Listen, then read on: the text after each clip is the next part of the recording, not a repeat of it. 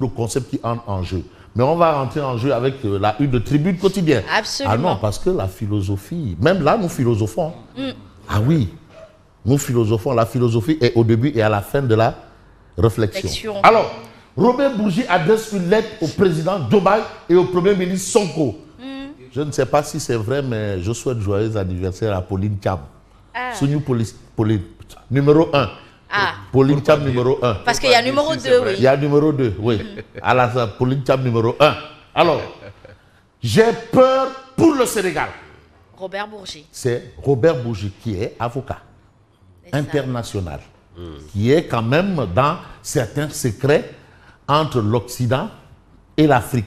On sait un peu les rapports qu'il a eus avec feu le président El Hadj Omar Bongo. D'ailleurs, le président l'appelait mon fils.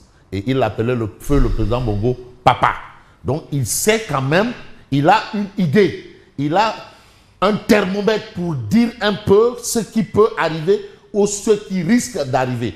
La preuve, c'est qu'il vous donne un peu les coulisses de certaines discussions. Et nous, comme je dis, la diplomatie ne se fait pas sur la place publique. J'ai peur pour le Sénégal. Mais pourquoi il a peur? Vous avez peur pour le Sénégal? Non. Et vous? Moi, je suis inquiet. Oui, voilà, moi je vois plutôt. Ouais. Thielou Mac, peur, inquiet? Tous les deux à la fois. Les deux stressés? Yacine? Pourquoi ce genre de message? Voilà. Pourquoi? Là, vous êtes en train de philosopher. J'ai peur pour le Sénégal. Pourquoi ceci plutôt que cela? Le risque, c'est quoi? Le risque, c'est ça. C'est ce qu'il a écrit sur sa feuille. Et il a déposé, il est parti. Et il a pris le risque. Et il a eu la meilleure note en philo. Oui. Qu'est-ce que le risque? Le risque, c'est ça. C'est ça. Sur la feuille, il a déposé, il est parti. Ça, c'était un baccalauréat en France en 1978. C'est ça. Et il a eu la meilleure note en philo. Et il a surtout eu le bon prof. Non, mais parce qu'il a écrit le risque. Il a pris le risque. Oui. La justice ne doit pas devenir un outil de vengeance. Elle doit rester un pilier de la République. Il a absolument raison. Parce que quand le président de la République prête serment, tout ça rentre dedans. D'observer, il y a un mot qui vient après, scrupuleusement. Vous savez, le français, ce n'est pas des broutilles. Chaque mot a son sens. On dit observer scrupuleusement. Donc tu es sentinelle, toujours aux aguets. Une sentinelle, toujours aux aguets. Voilà. Rester pilier de la République. Ah oui, la sentinelle, elle est toujours. La sentinelle qui est là, toujours aux aguets. Tu ne dors pas, toujours. Scrupuleusement, beaucoup ne comprennent pas. Hein. Ah mais scrupuleusement, c'est-à-dire, mais sans état d'âme, sans, c'est-à-dire, mais le mot est profondément, pas intégralement. Profondément. Ne cédez pas à la tentation de la revanche. Vous savez, nous sommes des humains. Nous sommes souvent trompés déjà par nos sens. Pour rester dans le cadre de la philosophie, le doute cartésien, nos sens nous trompent. L'illusion. C'est le mat. Les a priori. Le mirage. Le mirage. Le oui-dire aussi.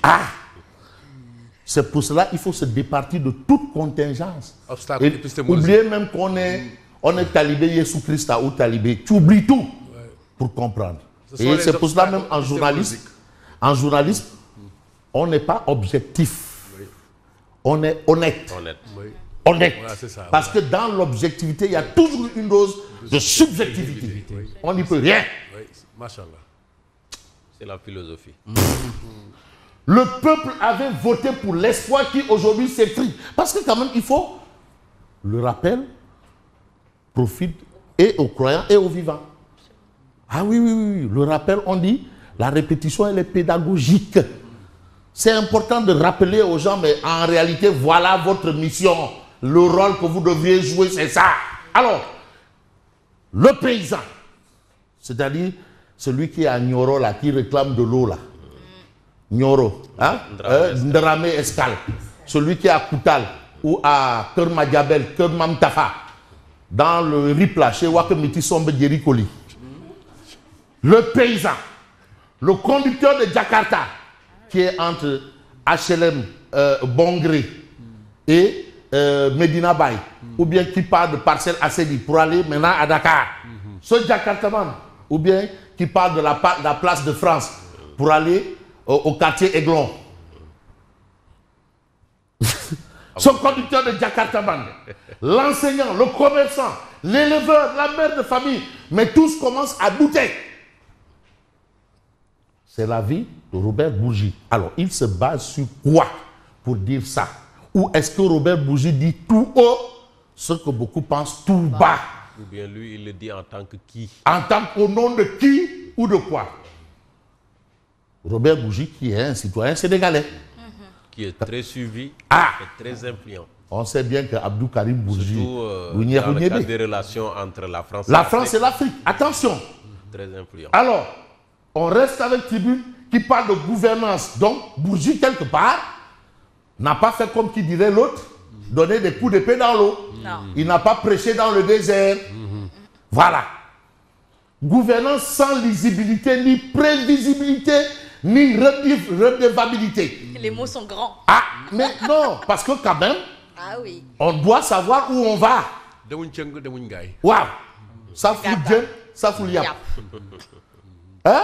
Parce qu'on doit quand même savoir de où on va, comment on va et avec quoi on va. Avec Mais Birahim Seck met à nu les tares du régime. Oula. Parce que là, tard, Oula. du régime. Parce que là aussi, il faut, comme disait Feu, mon mentor Sidi Lamignas, quand le malade est là, il faut le diagnostiquer. Il ne faut pas faire autre chose. Ça passe par le diagnostic. Bon, c'est vrai que l'autre mentor que j'ai eu, Antoine Gorfaï, ne disait pas diagnostic, il disait diagnostic. Diagnostic. Pour nous permettre de bien écrire le mot. Alors, Dessin. on a peut-être les mots qui saillent, le mot qui sied, pour évoquer la une de l'As quotidien. Et là, nous avons un Domoutiès, pur sang, bon teint. Ce sont des expressions positives, une expression positive. Micmac autour du marché AEE pour EPC, suite et pas fin. Mais en fin de compte, ça ressemble à du Hulo Yamba. Du jëm kaw. Non, du jëm police, du jëm gendarmerie. Permettez-moi de faire un clin d'œil aux policiers de la circulation des SAD et aux gendarmes de la circulation. Vraiment, qui jouent un grand rôle dans la circulation. Tierno Alassane Sall sert une DE au ministre. Demande d'explication. Demande d'explication. Waouh! Ce n'est pas les demandes d'explication de Yahi Touti. Hein. C'est pas CNG. C'est pas. Non, demande CNG, rek dag rek. Almami Ibrahim vous dit bonjour. Fabrice. Hein? Almami. Almami Ibrahima Li Amad. Surtout Sahewer Fatma. Oui, oui. Voilà. Parent direct de Seigne Modou Moustapha, borom titre foncier, tout bas. Alors, lettre de Robert Bourgi à Diomaye Sonko. J'ai peur pour le Sénégal. C'est une lettre. Batahal. Batahal. Et il en a le droit. Ah! Mais même vous pouvez écrire une lettre Oui, au président. absolument. Le président est Ah oui, parce que quand on est président, il faut comprendre qu'on a un CDD. Donc il faut faire vite et bien. C'est un contrat déterminé. CDD. Et puis, c'est pas du bénévolat. Hein? Parce que tu as dit tu peux. Mais peu maintenant. Le problème, c'est quoi? Le problème, c'est que quand tu ne maîtrises pas la direction du vent, il ne faut pas jouer avec la poudre de piment. Du tout. Voilà. Mais où en sommes-nous avec le juge, le président du conseil constitutionnel qui a été accusé là de... Qui a été... De corruption? Ouais. Oui, c'est vrai. Bien sûr. Et le fameux corrupteur aussi, qu'en est-il de lui? Mais finalement... Présumé. Hein, qu'est-ce qui nous a valu ce retard? Présumé. Oui. Parce que vraiment, il y a eu plein de comptes X qui a arrêté l'action du Parlement. Oui, absolument. On ne peut pas faire passer ça par perte et profit. Non, il faut qu'on a... Mais bien avant sûr. Même le dialogue, ça devait être une exigence. Claire. Là, c'est cette affaire. Ça nous Ouais. a retardé une élection Oui. présidentielle. Mais voilà Vox Populi qui parle de Trump. Trump, lui, il durcit le ton. Trump égale Nyangal. C'est ça le Nyangal. Trump durcit encore les mesures anti-immigration. Trump. Ah oui, oui, oui. Encore Trump. Toujours Trump. Mais sale temps pour les Sénégalais et les Sénégalais et le Sénégal aux États-Unis. Sale temps. La vidéo virale de Cheikh Fall arrêté en plein tribunal par des agents assermentés. Et l'immigration. Mais vous avez la réaction quand même du ministère géré de main par par